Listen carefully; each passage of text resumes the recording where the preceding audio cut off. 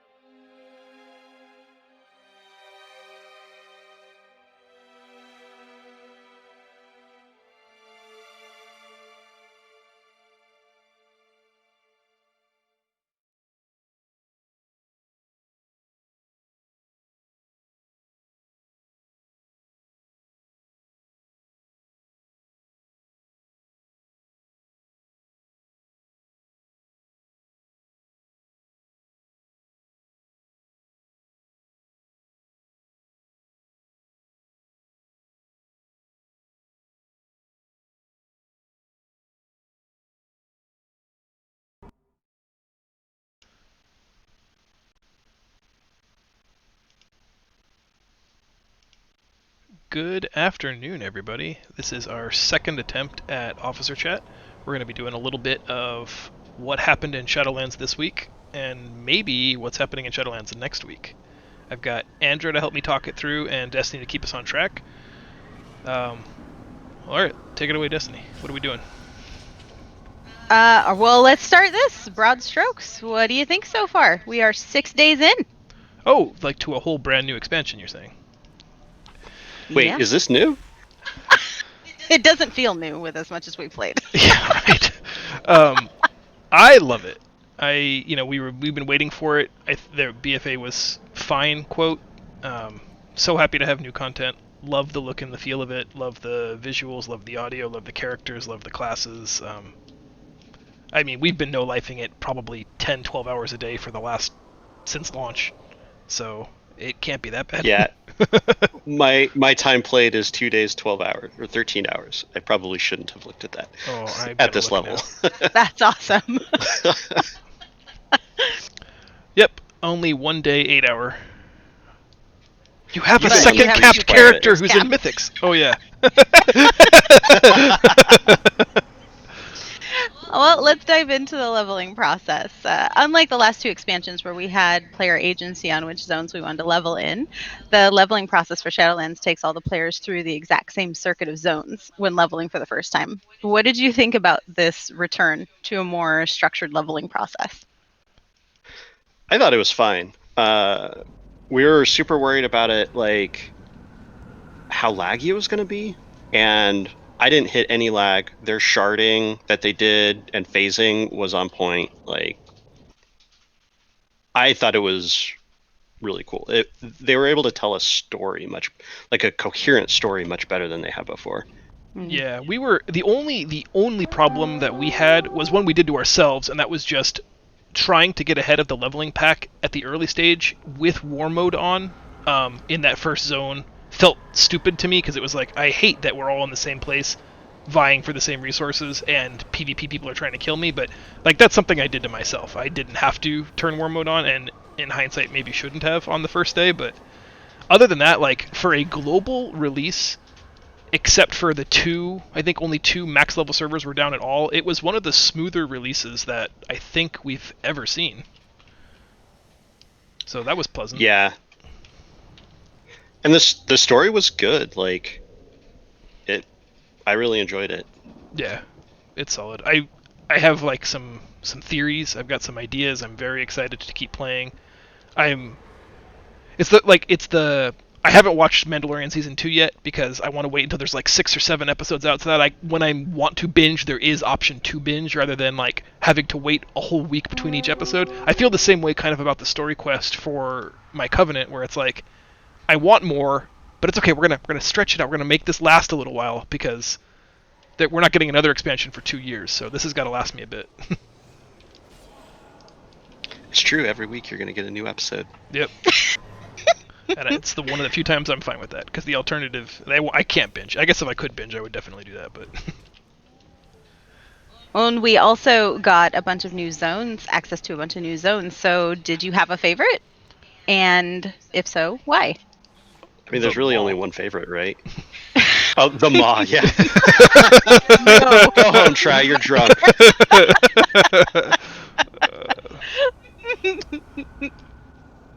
Yeah, I think everybody liked Ardenweald, right?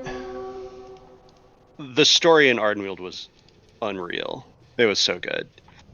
Now, was that just because of Ysera? Or I guess we should say spoilers. If you haven't finished Ardenweald, then plug your ears, cover your eyes. This isn't for you. But like, is it just because Ysera has been such a huge part of like the collective WoW narrative for so many years that getting to see the end of that story was so important, or was it because the zone itself is kind of fanciful and whimsical, and there were deep characters? There were so many tie-ins, right? Like, so one thing that I noticed, and maybe it's just because I didn't see it, but Bastion and Revendreth didn't tie into the Afterlives video, whereas Maldraxxus and Ardenweald did. They were core parts of the story. So Ardenweald did that really well. Like, the three things that jumped out for me for Ardenweald was, like, seeing the Drust stuff was super cool. How cool was that? Yeah. And then also, like, you were playing in the Grove from the Afterlives video. Yeah. That was rad. Like, it really was well done. And then the Ysera cinematic was just unreal. Like, that zone just was amazing. Maldraxxus was cool. Like, all the zones were super unique. They all have their own touch, and it's very clear and deliberate how different they are and the role that they play in Shadowlands, which I really like. So, since it's a hot topic in general, what did you guys think of Bastion? Because that seems to be a very volatile zone. Yeah. I was super disappointed that they didn't work in the Devo storyline. Like, she's a boss in one of the dungeons, and you have no idea why. Yeah. Like, it's one of those, tell the story in the game, please and thank you. Like, if you went outside of the game to find the lore, you get it. But if you don't watch the Afterlife cinematic, if you're not reading books, if you're not Wikipediaing stuff, then yeah, I agree, that was kind of shitty. Yeah, and like, it's a lot of foreshadowing. Like, there's got to be more to it, right? They didn't just have Uther and Devos and all these people. Like, the tone of the Afterlives was very like, oh my gosh, like, I'm on the side of the Forsworn here. And the tone of the Bastion zone was very, very different. And they didn't explain any of it. They didn't, like, you understand why, but it wasn't tied together very well. They didn't do a very good job with that story. Like, the gameplay was great, the storyline was great, but it just left something to be desired. Yeah, I felt the same way. And it's like, I don't know, there's that whole, like, I'm evil but for a true purpose that you don't understand, or like, I'm pure and virtuous but there's a dark, seedy underbelly. I just feel like is a side quest we've been on a lot, especially in recent WoW memory. where that didn't resonate for me at all. Like, I really wanted to like that zone, and it's beautiful, and I wanted to even consider being Kyrian on my priest, despite it being suboptimal. But it's like, it just kind of turned me off to the idea that, yeah, I don't know. I couldn't it didn't resonate with me at all. It didn't make any sense. I don't like those like duplicitous character types where we're, very virtuous people that are actually secretly just dickheads. I can't do it. Yeah, that gave off a weird vibe. Yeah. Well, that's a good segue into this next question, because when we, right before launch, Tri had prepared a kind of a procrastinator's guide to leveling in Shadowlands, and one of the things that we really have talked about a lot over the last couple of weeks is really focusing on just hitting those storyline quests so that you could get to end game, because it wasn't just getting to level 60 to unlock everything that you need to start doing. It was really making sure that you completed all 4 zones, their main storyline quests. So what role did dungeons actually end up playing in your leveling process, or did they not play any role? I didn't do any. I think like Try and I were pretty pushing hard to get first. Yeah. And Mikhail through. still beat both of you handily. And I was gonna say, Yeah. and if Mikhail wasn't here, we would have been. So Yeah. fuck that guy. Well, so Trollin and I were talking about it, and we were looking at who did what in BFA. And in BFA, Cervantes beat our asses on leveling, like by a margin that was unbelievable. And then this time around, it was pretty close. Like, Yeah. Mikhail definitely first in 60, but third, I think, in story, yeah. in storyline. And that cost, right? Like, it was a weird balance. I got stuck. So you were in war mode through Bastion, which means you got through Bastion at a better level than I did. I got through Bastion first, and I had a big lead, but I didn't have the level to progress. So I had to go back into Bastion and level That sucks. before moving forward. So then in Maldraxxus, I turned war mode on, and I did all of Maldraxxus with war mode, and then I moved on. Yeah. And I turned it back off and went on. But yeah, I didn't do any dungeons. No dungeons, yeah. It's a trap. It really is. Like, it's just, I mean, if you're going to do the new Threads of Fate leveling experience, then doing it in a coordinated 5-man group, picking up all 4 of the zone quests first, and then just knocking out the one, dungeon for each of those zones until the bar is full, and moving on to the next one, that might be viable. Like, there are people who are showing 6 and 7 hour leveling speeds, doing it that way, but that takes a ton of coordination, a ton of focus, and really just a minimal effort storyline playthrough again, where at 59.9 you just turn on Threads of Fate and complete. You can do that in 6 or 7 hours anyway. So I feel like, unless you love dungeons, like, right, we are always the big camp of play what you love. So if you love dungeons and you can't stand to see the Ardenweald zone again for whatever reason because you're broken inside, then yeah, sure, dungeons have their place. I just feel like it's, on the first playthrough, not at all competitive, and even on subsequent playthroughs, I think unless you have a very like-minded group of people, it's just not worth your time. Because it's not like you're getting, heroic level loot anyway. Like, if you came out of it at item level 170, then sure, I'd say definitely you got to do that, but you're going to have to turn around and then run 100 dungeons anyway, so why would you run 100 dungeons to run 100 dungeons? You have to really like dungeoning at that point. So I was there for many of Try's experiences, but my next topic is any issues leveling. Did you encounter any issues, and did you have any takeaways that others might learn from when they're going through the leveling experience? I didn't really have many. I ran into 2 bugs. One was definitely my fault. One of them was I ran into the Ardenweald cinematic bug. So I didn't get the Ysera cinematic. I had to go Google it, and somebody had a bad recording on YouTube. So that's how I watched it. The other one is a quest in Revendreth, I want to say, and Monk's Touch of Death is pretty great for questing, because a lot of the quest mobs that have extra hit points still have fewer hit points than my max health, so I can one-shot them. and I killed a quest mob before they got done with their RP to like progress the quest. So I had to restart one quest, and that's it. That's the only issue that I had through leveling. Oh no. Oh, John just died I in did. Torghast. In the maw. Or not Torghast, the Maw. Yuck. I found many bugs. Let's focus on ones that people can replicate and learn really from. Just try to stop breaking the game, John. literally all of the bugs. I don't know, and it still didn't really destroy my enjoyment of the game. I wanted to keep playing. I kept playing. And when all was said and done, I think I was still second to 60. Third to 60? No, second to 60, third to complete the story.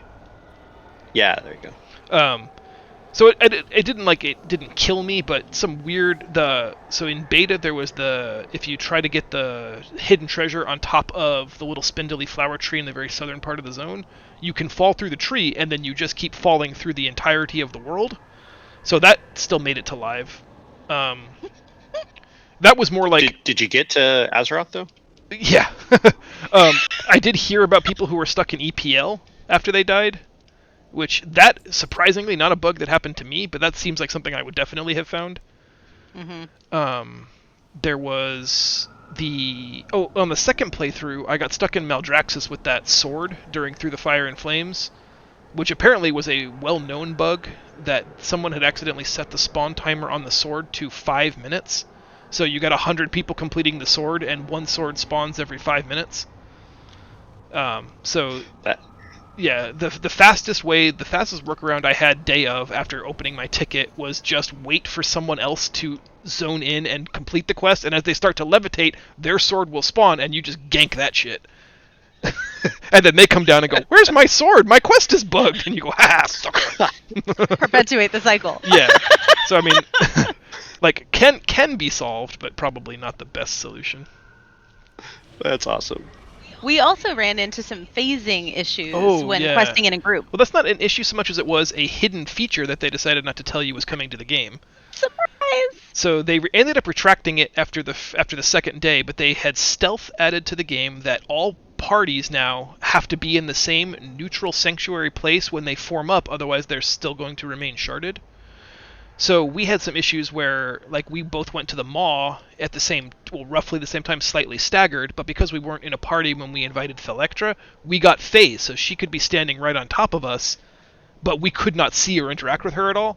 And apparently that went live worldwide, and then after the second day it was causing so many issues, they went ahead and just reverted the change, leaving it only the case in the Maw. Which I still don't love. But yeah, that seems like a weird change. And it was just out of nowhere. Like, it'd be one thing if we knew about it in advance, like, hey, plan around this, make sure you're only creating groups in Oribos before you go into the Maw. But, I mean, like, that wasn't on anybody's radar. That was in nobody's, preparedness guide. That was not even in the Blizzard itself survival guide for Shadowlands launch. Was it like, hey, if you're going to group up, make sure you're only grouping up ever in Oribos, because that's the only sanctuary city in the expansion, and otherwise you're going to be running all over the Maw going, I can't see you, where are you? They did one, like, structural side effect of how they changed groups is that Oribos now shares a shard with War Mode and non-War Mode, so you can see your War Mode friends in Oribos. That's handy. I don't think I knew that. Yeah, that went with it. When they rolled back that other grouping change, they also fixed that, I think, that same day. After making it through the leveling process and completing the storyline objectives and making sure that each of the zones were complete, we got to unlock a lot of exciting stuff at level 60, like covenants. So which covenants did you choose for your main, and how did you decide which one you wanted? Main covenant choice was simple because I chose the best covenant, which I would encourage everyone else to do also. For your druid? No, I think generally speaking, Ardenweald is clearly the best. Ardenweald does have the most mounts. See? That's a lot of mounts. Didn't even know about the mount count, and it's just the best. Yeah, for me it was like, from early beta, like back in September when I first got access and I tried Convoke the Fae Spirits when it was 16 Druid spells, I went, I'm doing that. Like, even it's gonna have to be like the absolute worst spell by a country mile for me to not want to do that. And it ended up being, I think it's still actually the most competitive resto ability. So I lucked out in that the zone I was most aesthetically interested in is ending up being the same as the one that ends up having the best throughput ability. But just flavor-wise, it was a clear win for me. I don't love I went the with bird quest, but I went with Maldraxxus. The Bone Dust Brew is pretty good. I was looking at Bastion or Kyrian as well, but I don't know. The Kyrian like secondary, the extra potion just didn't seem very interesting. Monks do better with shields, so I went with eating dead corpses for more shield. nice. Makes sense for a monk. Yeah, right. Yeah. We love Serenity and And eating dead sucking people. the And meat off their dead omnic The whole bones. corpses. cycle of Yeah. life thing. Yeah. Ugh. Just like on TV. So through the end game process, you have the opportunity to upgrade your Covenant Sanctum. Is there specific upgrades that should be targeted first for someone who's just getting started? I think largely it's a entirely personal cosmetic choice. I think the I think every covenant has their you go faster by teleporting to different parts of your zone, which I assume will eventually allow you to travel places faster outside of your covenant zone. If you are a slow class or you feel like mobility is an issue, that's probably a good first choice. But there's no like obvious player power there, so it is kind of just whatever you want to do. Like if you are Revendreth and you have always dreamed about hosting a fancy dinner party, then you know where you're spending your anima. You know what I mean? Like it doesn't matter whether the optimal guide is going to tell you to unlock the transportation portal first. I think it's a you do you. I would say probably unlocking the mission table or the adventure table, whatever it's called now, should be done earlier rather than later. But it only costs either 1,000 or 500. It should be easily doable. Day 1 or 2. Yeah, I did mission table first, then transport network, then anima conductor. Yeah. I like the mission table stuff, like as an interactive thing a lot more. Yeah. The transportation network, like it's cool, but a lot of it is just going to be unlocked over time. So the benefit right now is just kind of blah. And then I was actually not going to do the anima conductor and just save the anima and souls for the next level of the mission table. But I did the anima conductor because there's a mount that Maldraxxus can get through Nice. there. So figured I'd start grinding that. The other thing too is the earlier you do the anima conductor, the earlier you get permanent um, streams to different zones, different areas. So if you leave the stream on a certain area, it becomes like it's a long time. It's like 10 days or something like that. Yeah. It becomes permanent. Boomstick in the chat's actually making a valid point. I guess there is technically a small min-maxing potential there in that if you only use the anima conduit to channel the rares, not the treasures, but the actual killable rares, I think you can get zone-specific rep. So Yeah. if rep is something that you feel like you absolutely have to farm, then he's 100% right. Like there is a best choice if that's what you're looking at. The mission table also has a rare chance to spawn 100 Soul Ash mission, which is cool. Oh, that's nice. Now, and I like the passive anima income from the mission table as well. Yeah. I do too. So how are the upgrades paid for lack of a better term? Is there a limit to how far you can upgrade your sanctum in the first week? I think only by the souls you can collect and the anima you can collect. I don't know that there's a hard cap per se, except for the fourth one that's locked behind renown progress.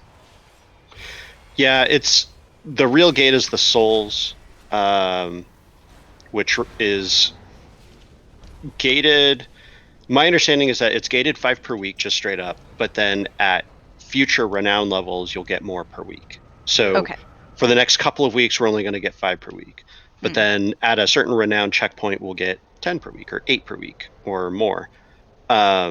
So like it's daunting to look at the end upgrades and be like 45 souls, like that's going to take 8 weeks just to get that one, and I'm not going to do anything else. Like no, it's gated so that like it'll take a couple of weeks to get a final upgrade, but it's because you're not going to want to get that until you're getting 15 souls a week. Okay. So there's a But lot of upgrade, like a lot of the strict mechanics, like we just kind of have to see how they play out. There's a lot that we still don't know, but well, yeah, we thought we were walking into Renown 4 and that there'd be the Maw quest for souls and Renown 4 this week, and that just, I mean, somebody got their signals crossed because Blizzard apparently had never intention of ever doing that, and so it's not fair to say it was removed, but somebody thought it was coming. I think everybody was expecting it, and nope. Just like everybody was expecting to be able to craft a legendary week one, which is also just not what they had in mind. yeah, there was yeah, the gating, like there's just no indication of when the gating actually triggers. So like the Torghast quest lines, like Wowhead has what all the quest lines are and what all the rewards are and how much soul ash you'll get, but you don't know when those quests are going to get activated. So we got 200 soul ash from the Torghast quest, where there's 800 or 900 in the quest chain. So it was, there's a big unknown there about how all that stuff is going to work. Yeah. That definitely, like, recommendation there is just play the game, like, and have fun. Yeah. Min-maxing those types of systems is not going to get much return. That's the big takeaway, is that like there were previously, like, if you weren't, doing the 22-minute ship run to farm AP 160 times a day, then you were technically behind. There isn't an infinitely grindable, going to get you significantly far ahead thing here. So for somebody, listen to us, play the game the way you want to play, have fun playing it, don't burn yourself out, and you're going to be 90% as much as somebody who plays 20 hours a day every single day, grinding every facet of something. It's just not worth your time or energy. So let's talk a little bit about Renown for us for a second. What is it? How is it earned? And where should players expect to be at the end of this first week? I think 3 is the cap. That seems like a good, I don't want to say expectation, but it's not hard to get. It's the sort of alternate leveling currency of this expansion. And to my understanding, you're only earning it through very specific, like, story-based checkpoints. So by finishing your storyline in the Order Hall, for example, you get your Sanctum. You get a level of it. You get a level for a few other things, but mostly it's kind of just time gated by how much they want to give you. So I think we go up to 5 or 6 next week. But again, it'll just be you can't really get ahead. There's no infinitely farming renown levels or anything like that. Yeah, it's a lot like the war campaign from BFA. You'll have your, at the top of your quest log what quests you can do, and it'll tell you if you get renown or not, and that's the only way to get renown. Okay. So what, like, the catch-up mechanism is basically the same as it was for the war campaign. The war campaign unlocked, a portion of it every week, and the renown, like, effectively works the same way. You're just going to have all the progress that everybody else has unlocked. You just have to go do the quests. Yeah. Excellent. And beyond acting as your new home base, what other Covenant-specific features are available out in the world that players should keep an eye out for? Well, we've been having fun with the mythic dungeon stuff. Yeah, elaborate, Andrew. Well, yeah. So there's a whole bunch of stuff in Zoned that, like, I still don't even have a good grasp on. They hid so much cool interactions in the zones, but then the dungeons are like the big thing, right? The Covenants have bonus interactions in the dungeons that do different things. Tyrna Scythe was one of those good ones that, if you're Ardenweald, or Night Fae, you can unlock skips. There's banners in the Maldraxxus zones that give buffs. The Revendreth ones are all about like sucking the anima out of the enemies that you kill, and that gives you short buffs, which is cool. And then the Bastion ones seem to be all about like stunning or doing big bursts of damage. And they're impactful. Like there's a pull in Bastion where having I think it's Necrotic Wake, having having a Kyrian is like significant, real significant. So I think it's cool. It gives a little bit of added flexibility. Depth too. They said that they really wanted it to. You wanted to feel like, oh, I'm definitely a Venthyr paladin, which, sure, I mean it's a noble aspiration. I don't know that anyone's ever going to necessarily have that level of identification, but it is fun to be like, I'm the guy that can make this skip happen in, you know, the Mists dungeon where, you know, you hate that shitty pull. Guess what? Because I'm here today, we don't have to do that. That's kind of fun. Like, you know, being able to explode a soul urn that stuns everything for 8 seconds can be huge, especially, like, I'm assuming these are going to persist in Keystone dungeons and not just in Heroics and Zeros. Yeah, I think they do. So that, I mean, that's going to be, I don't want to say potentially breaking, but I think it'll be nice to have. I don't see anybody getting declined from a group because we have to run all Venthyr in the Venthyr dungeons. I don't know that it'll ever be so good that you're going to have to exclude your friends from playing with you. But I do feel like it's going to be a nice little bonus, and it helps everybody sort of feel like you are that covenant, you are that thing. I like flavor. It's a lot of fun. Yeah. All right, let's talk about the Maw.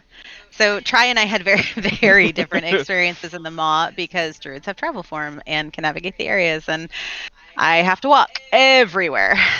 So he likes the zone. I don't. He didn't feel my pain until he took his priest there. How important is it to do Maw stuff? Not super. It exists to make Torghast and the Maw easier. So you have to do Torghast for legendaries. For the Soul Ash that forms legendaries. Have to probably do that. This farming of the Maw will make that slightly easier in the best case of scenario, so it's probably not required. What is there that is important is the ability to unlock low-level conduits and the ability to ultimately farm sockets for your gear. So if you are not a optimal player, if you are not a heroic or mythic raider, if you are not someone who cares about performing at the highest possible tier, I would dare say you almost could ignore them all. Like, by and large, if it's not something you enjoy and you're not looking to perform at the highest levels of your possibility, I don't know, there's not a lot of compelling reason to go there then. If you're trying to squeak out a few extra points of advantage, if you like doing Torghast, if you like farming the rare herbs and minerals in the Maw, then it's probably worth trying to suck it up and do your dailies every day there, or do one circuit of rare farming and then call it a day, because the stuff you'll buy from Venari makes your life so much easier. Yeah, I've been doing it pretty lightweight. I've been doing the dailies and a couple of rares, hitting rank 3 on I and calling it good. I do like that there's a lot of like tiered things in the Maw. So a lot of the things that you can get, the rares that you can grab and stuff, all interwork with each other. Mm-hmm. So like there's a summon rare that drops like not like a key, but like a token, and you have to kill 3 of the summon rares, which you need 4 people to summon. And then you get these 3 items and you can summon another rare that drops cool stuff. Like that kind of stuff is cool. It's engaging, but yeah, I don't push it in the Maw. It's at least until like we unlock the mounts. There's 2 mounts that you can get that will work in the Maw eventually. Torghast Lair 8 will eventually get you a mount, or I think it's Twisting Corridors maybe. Yeah, I can't remember. And then also max rep with Veneri, and you can purchase a mount. So like there's going to be stuff later that makes it easier to work in the Maw. There's also like zones of the Maw that you can't even get to yet. Well, you can get to them, they're just dangerous. Yeah, they will just kill you. And so there's going to be, I see things coming that will make it easier and easier to interact with the Maw. But yeah, if So- you're like, I do the dailies and call it good. Like, I wander around a little bit, but I don't want to spend all my time there. So it's not important for players to stay there until they reach level 5 of the eye. No. I would dare say you shouldn't do that, probably. And unless you are just loving the Maw. If you're doing it because you enjoy it, great. But if you feel like you have to grind until Eye of the Jailer 5 is upon you, then yeah, that's probably not healthy. And just a tip to anyone who hasn't finished capping yet and ends up in the Maw, they apparently don't explain it very clearly, so do not stay there the first time you go to the Maw Yeah. until you reach level 5. Don't do it, because you'll have to go back there, and then it'll just make your life difficult. I understand that it's my fault because I'm the idiot, but I also feel like there's some onus on them to do a better job of idiot-proofing stuff. Like, Veneri tells you. Yeah, but I mean, the fact that they... So here's... If you want to look at it that way, that everyone says, that zone is so dangerous, you're lucky you got out the first time, no one in their right mind should ever go back. And I'm like, sold. And they're like, here's a quest to go back. Fuck you, I'm not going back. You just said it was terrible, horrible, and I was lucky to get out the first time. Why would I go back? So if I'm supposed to use in-game text to guide my decision, then they told me straight up, never go back to the Maw. I will... But I feel like there should have been a mechanical system, because I got to Eye of the Jailer 5 before I even got the introductory quests. So day 1 I couldn't even complete the finish the Maw quest because I was having so much fun exploring rares and stuff that, like, Eye as the Jailer was upon me, and then it's like, okay, now go back and complete these 2 quests. I'm like, I can't. They kill me if I show up there, so... Oh, that's so awesome. Yeah. But I mean, like, yeah, I liked it. I did my I like it thing, so... I paid the price. It's a fun, it's a fun zone. And you lost out on a whole 250 Stygia. Yeah, so I'm never gonna get that back. Like, it really just doesn't matter. Well, I gotta be honest, I lost so much Stygia dying that... Yeah. But it's like I say, I think if it's something you're interested in doing, it's worth doing. I just got the permanent upgrade where my first death in Torghast doesn't count. Now, like, is it worth dying in the Maw twice so that from now on, whenever you do a Torghast run, the first death doesn't count? If you're going to be doing Torghast a lot, probably, yeah. Yeah. Yep. All right, well, let's move on to Torghast. So, once you finished all the storyline quests, you reach level 60, you select your covenant, you've unlocked Torghast. Andro, you put together a guide for our guild members that talks about the new system. So, let's start with you. Before reset on Tuesday, what should every player have done in terms of Torghast? Yeah, so before we knew what the gating was going to be, like, getting a rank 1 legendary before raid was, you just had to basically complete layer 1. So I think what we found is that layer 3 is, if you get the right anima powers, is pretty reasonable to do. So we should definitely be trying to get folks into layer 3 Torghast. It doesn't take too long. It's pretty fun.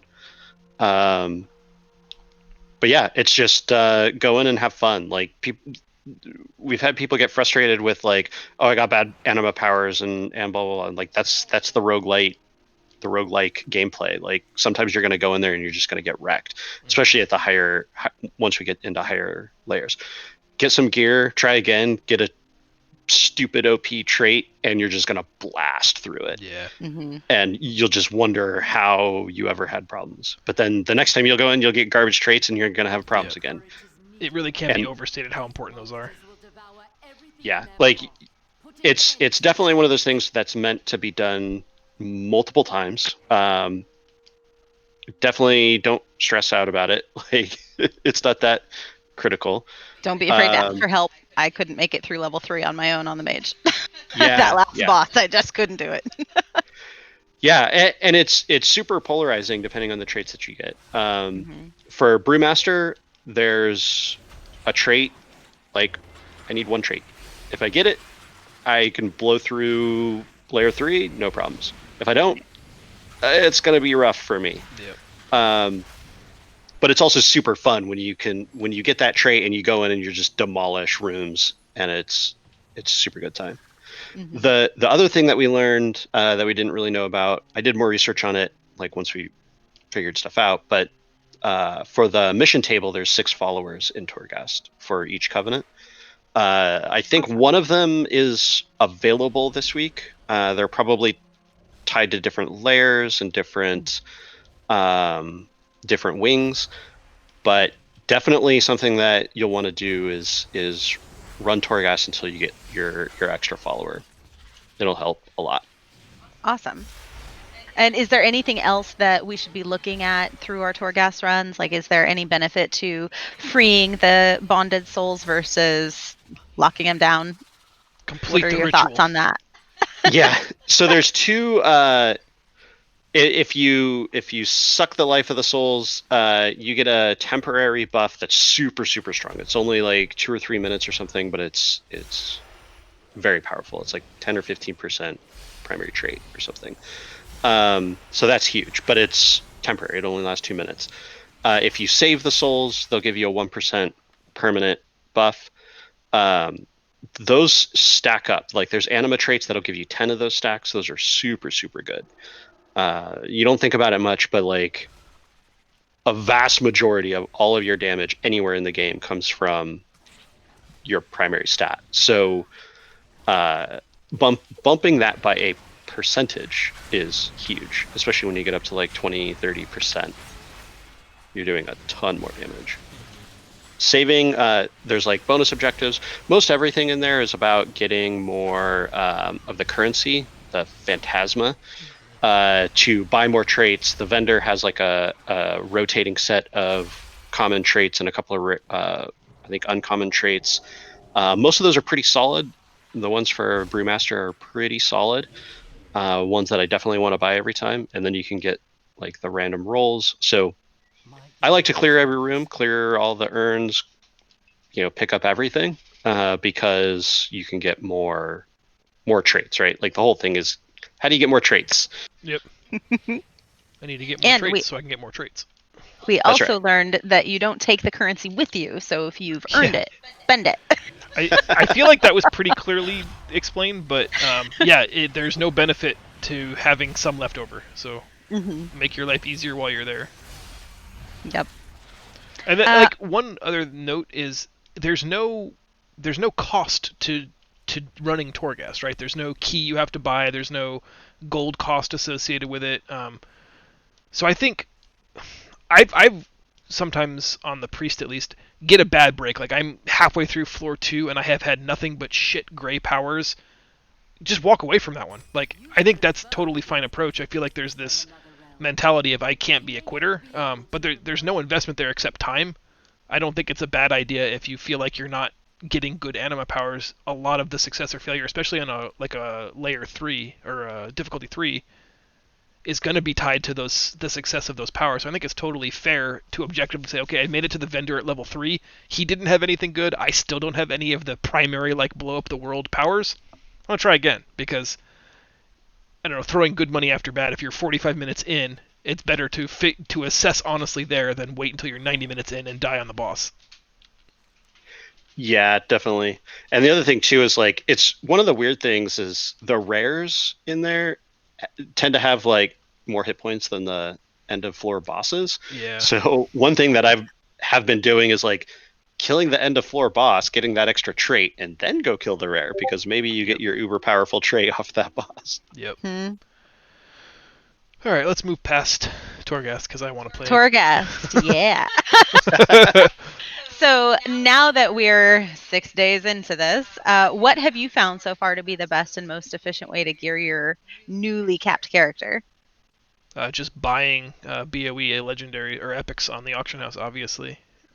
Yeah. With millions of gold that you have. They increased the drop rate pretty significantly, so normally I think my advice has always been sell whatever you find, buy none of it because it's all going to be replaced by normal rating.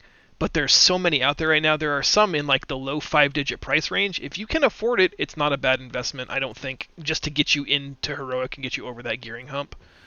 When, like at BFA launch, when it was like, your first 340 sword dropped and it was up on the auction house for 900,000 gold.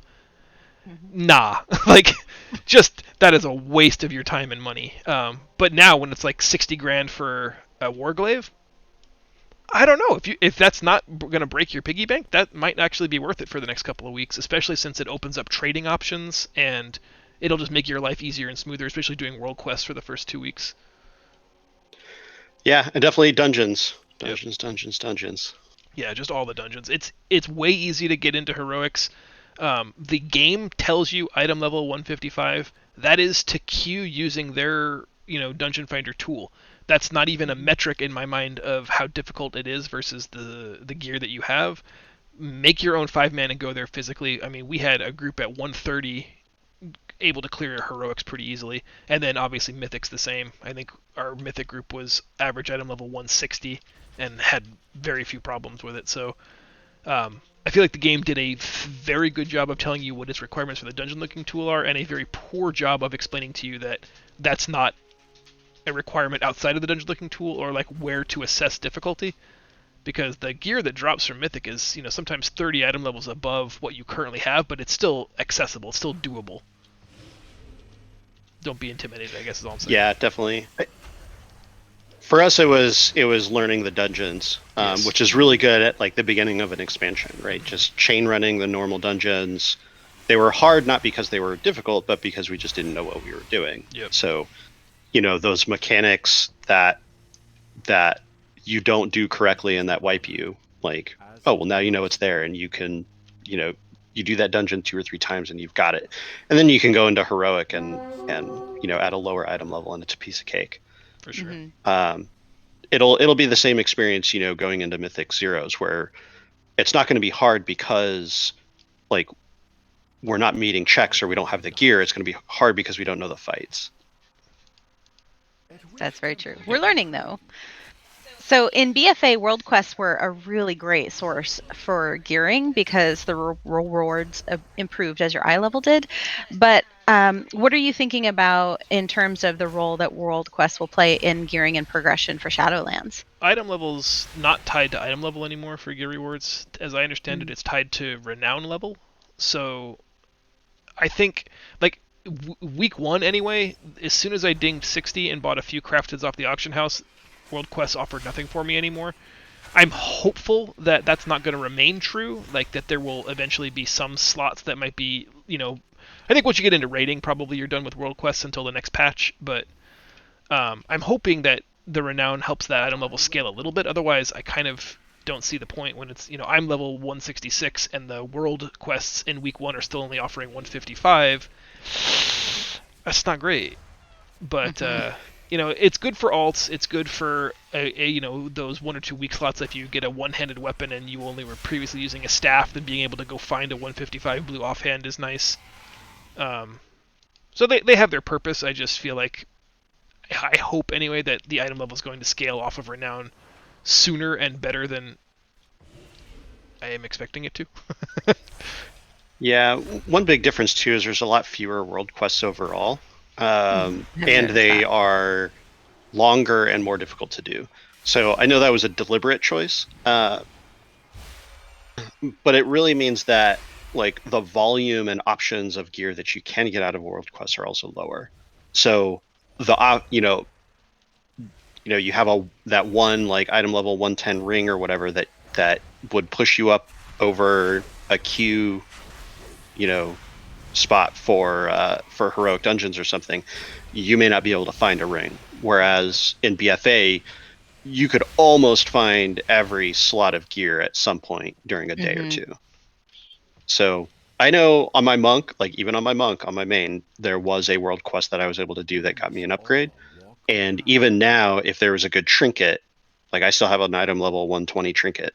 A, because it's amazing, but B, like I kind of need an upgrade. If there was a trinket world quest, it would probably be worth doing, even if it's just for the item level bump.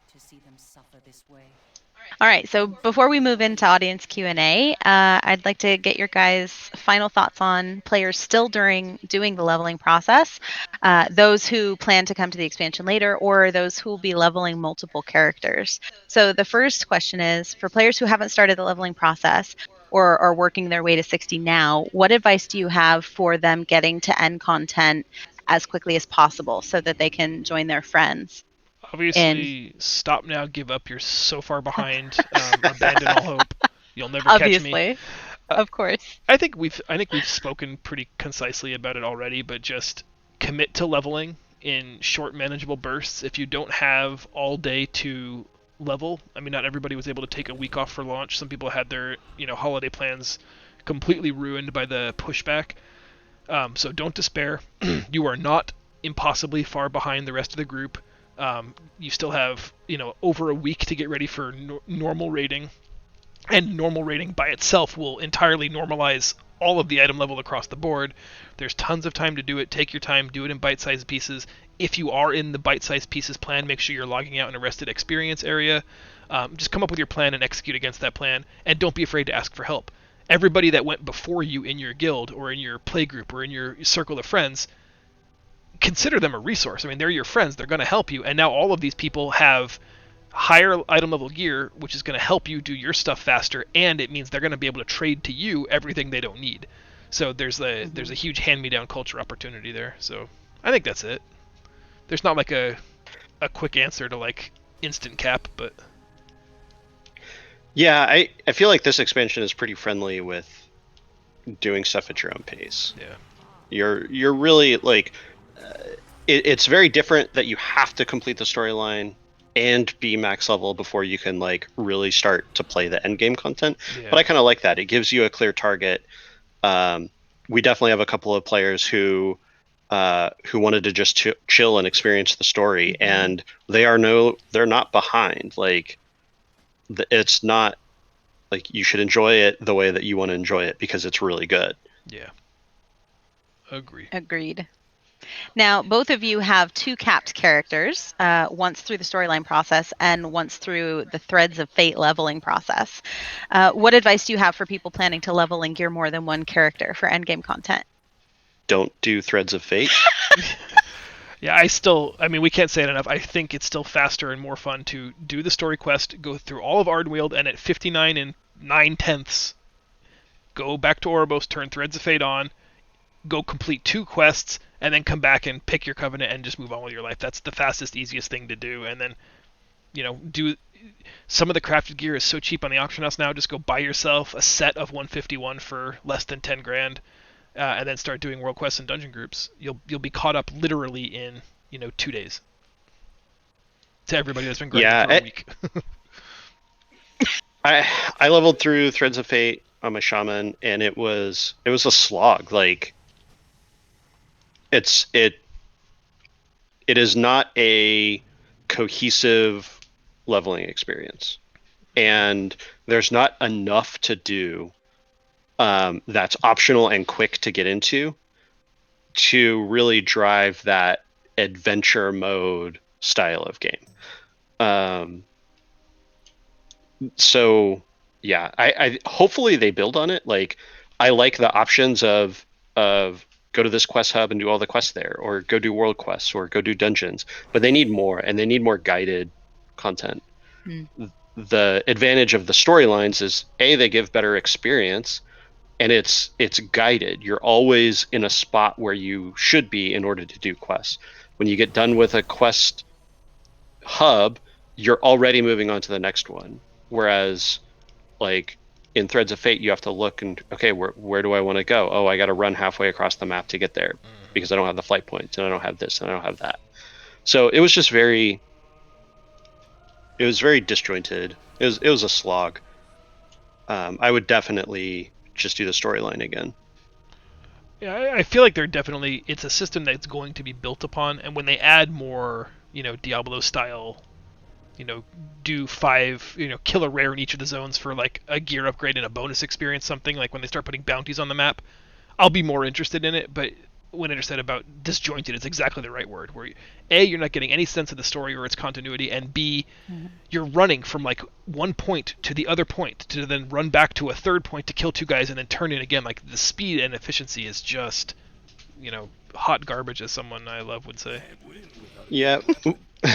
One thing that like I think they should do is they need to make Torghast a system that you can level in. Yeah. And it's not something like they don't need to design it such that like you have to sit here and grind that, or this is the most efficient way. Like you said, give you a quest that says go run 2 Torghast runs. Yep. Or complete a Torghast lair. Mhm. Here's a bounty for layer 1. Here's a bounty for layer 2. Here's a bounty for layer 3. And go complete those. Okay, you're done with that. Here's a bounty to go do 4 world quests. Okay, you're done with that. Here's a bounty on a dungeon boss. And like have it be more interactive and options, choose one of 3. Like that'd be rad. I could do that all day. But Yep. if there's no like end reward to, oh, I completed this quest zone, like my reward is to run halfway across the map to do more quests. Yeah. You always wanted. I did not love that. All right. Unless the audience has any questions, is there anything else you guys want to throw out there for things that you learned, things that you observed? Any words of wisdom for fellow Shadowlands players? Just play the game. Yep. And have fun. Like, what I guess we'll end on a PSA safety tip, right? Don't overdo it. Like, we have overdone it, and it's been fun. It's not a sustainable course or speed indefinitely, so pace yourselves, please. Zell said it best. Self-care is a real thing. If you're stressed out, or if you're tired, or if you're getting sick, like, the game will still be here tomorrow. Everything hasn't happened yet. You're not far behind. Just please take care of yourself. That is the most important thing. And have fun. If you hate the covenant that you've chosen, switch it. If you do not like leveling in Threads of Fate, I think you're screwed because you have to commit to that outright. But if you don't like leveling through the storylines, switch it to Threads of Fate. If you want to run dungeons, run dungeons. Just don't let anybody else tell you how to have fun playing this game, because there isn't a wrong way to do it. Go back to the command table and show Zell how that works. Yes, Zell's question is, how do adventures work and why should I do them? Because they reward a metric fuck ton of gold. That's all Chuck.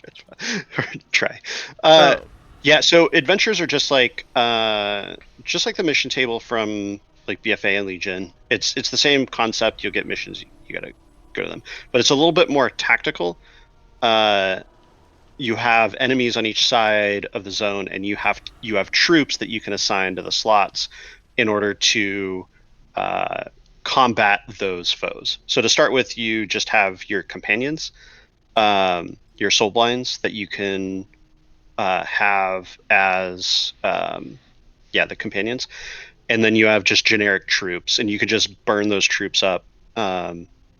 It costs and those more are anima. indefinite, right? You can have as many of those as you want. You just keep dragging them to the field. Yeah, and they level up with your companions, as far as I can tell. So, you'll get a companion out of Torghast this week, which will let you run 2 separate missions, or you can put them together. You have whatever you want to do. You'll also get a companion next week. Rank 4, at least for Maldraxxus, rank 4 gives you another soulbind, and the soulbind becomes a companion as well. So when you're putting these together, can you open up your level 12 rare quest? Mm-hmm. When you're looking at these and you're building out your team, you've got the heart and the sword. Right now, I don't know of any of the garrison helpers that are automatically giving you full completes, like telling you what groups to put them in. I don't think so. It's been updated yet. What are people trying to do in order to guarantee a successful mission, or do you send people just? I don't send them knowing blindly. It's It's hard to do the calculus in your head, but at its core, the heart on the enemy forces is its hit points. The sword is the damage it does. The same is true for your forces. That's total party health and total party damage. So the metric is, can 513 damage per round deplete 5,200 hit points before 114 damage per round depletes 1,300 hit points. Now there are many variables in there, like I don't have an example right here, but this guy heals heals everybody adjacent to him for 48 points every turn. So if you put him in the middle, I'm assuming everyone is adjacent, so he's healing 48 times 5, so that's adding 200 HP per round. So yes, it can be done. I think that kind of long form calculation probably isn't worth your time, but just ballpark it, like without an actual companion here. or even if I had just had one companion here, this mission probably would not be successful. But it just gives you a rough idea, and then I'm sure someone will eventually come up with where something like this is probably far more tenable with a companion in the slot. I shouldn't have sent my guys out. I didn't think about it, but something like this where this enemy's only doing 96 damage per round, I've got 1300 hit points plus heals every round. I win this fight. I'm doing 500 damage a round to his 3600 hit points. It's not going to take me very long to kill him, and he definitely will not deplete my forces before I deplete his. And as to why you'd want to do them, rewards vary. You can see here, there's sometimes gear. I think those are only in the elite rare missions. Mostly it's gold, anima, or these caches. I get herbalist caches on Tribe because he's an herbalist. Enchanting caches here. What I opened up just now when I completed that one was 4 soul dust, 2 sacred shards, and an eternal crystal. The eternal crystal's worth 9 grand by itself. So I think it's the unsung hero of this expansion in terms of raw gold farming, because the grays that you can win are also like 600 gold a pop. If you don't want to play the auction house and you're not looking to be the Andro, the Wolf of Wall Street, then like just being enough to pay for your repair bills and being enough to pay for pots, flasks, and oils this expansion, I think take a look at the mission table. It seems like it's going to have a lot of resources there.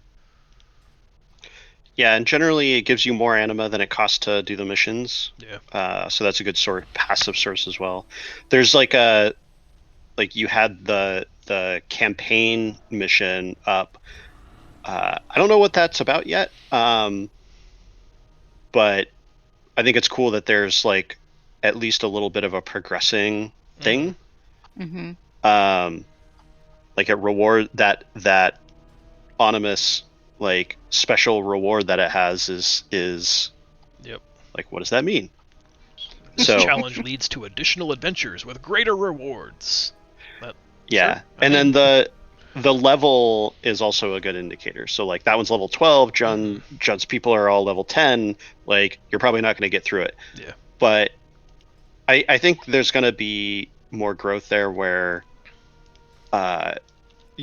if you look at the abilities, you can do a higher level one with the right abilities and the right people, which I think is interesting.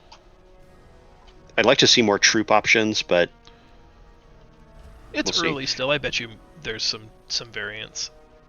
And there's I want to say at least 18 companions to get. So Wow. we've got 2 now. There are a lot more coming. That's awesome. I don't think I knew that there were that many. That's awesome. Yeah, there's 6 out of Torghast. There's your 3 soul binds. I think there's 6 from Renown, and then there's just some other places. All right. Any other questions? Going once. Going twice. Otherwise, our officers' chat in 2 weeks will be final preparations for entering Castle Nathria, because it will be. We will have been in Castle. We will have entered it. We'll have 1 day Yep. of Castle Nathria under our belt. Yep. And it'll also coincide with our Low Roll Wednesday, so that should be exciting. Yes. Bring your bad luck. Bring your bad Yes. luck, yes. And for those of you that are joining us for our Mythic Zero groups tonight and tomorrow, we look forward to seeing you in just less than 2 hours. Yep. Try to be on a few minutes early. We'll have a moment. I'd like to get everybody in a raid group real quick, just talk through some stuff this week, and then we'll break into the teams. I've got an idea of who's on which team, so that should scare you in and of itself. But thanks very much for watching, everybody. Andrew, thanks for coming on again. I think these are the best ones that we do. So, if there are no more questions, I think we'll see you guys in WoW. See you in Shadowlands. See you guys. Everybody.